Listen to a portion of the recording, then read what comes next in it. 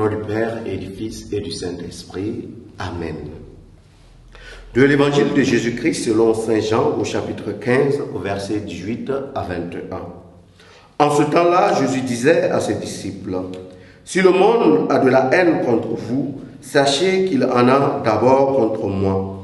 Si vous appartenez au monde, le monde aimerait ce qui est à lui.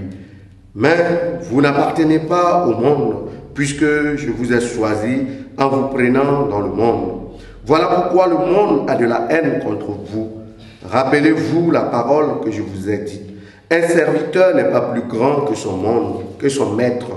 Si l'on m'a persécuté, on vous persécutera, vous aussi. Si l'on a gardé ma parole, on gardera aussi la vôtre. Les gens vous traiteront ainsi à cause de mon nom, parce qu'ils ne connaissent pas celui qui m'a envoyé. Acclamons la parole de Dieu. Louange à toi, Seigneur Jésus. Bien-aimés dans le Seigneur, l'évangile de ce jour nous invite à la prise de conscience qu'être chrétien, s'engager à la suite du Christ, implique une manière d'être au monde, une manière d'être qui nous rend, on pourrait dire, spécial aux yeux du monde. Une manière d'être au monde qui constitue une contradiction pour le monde. Aujourd'hui, nous assistons ou nous écoutons ça et là des débats dans le sens de la culture, dans le sens de nos traditions, que le christianisme ne nous aide pas, ne nous ouvre pas. Eh bien, la parole de Dieu de ce jour doit être une leçon pour chaque chrétien. Si ma foi en Jésus-Christ n'est pas une valeur ajoutée pour ma société, si ma foi en Jésus-Christ n'est pas une valeur ajoutée pour ma culture, eh bien, cela est un signe que nous nous sommes compromis.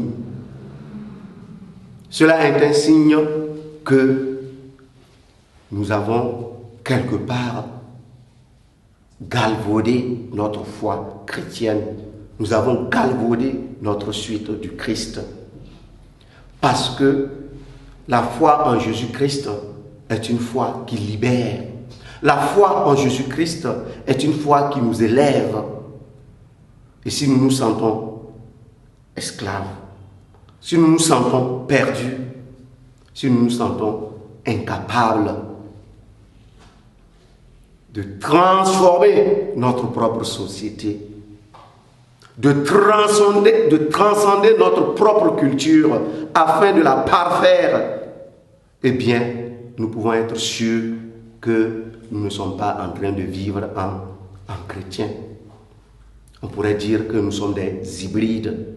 Des hybrides, pourquoi? Parce que nous nous comportons comme nous appartenons au monde. Parce que le Seigneur nous dit, certes, nous sommes du monde, mais nous n'appartenons pas au monde.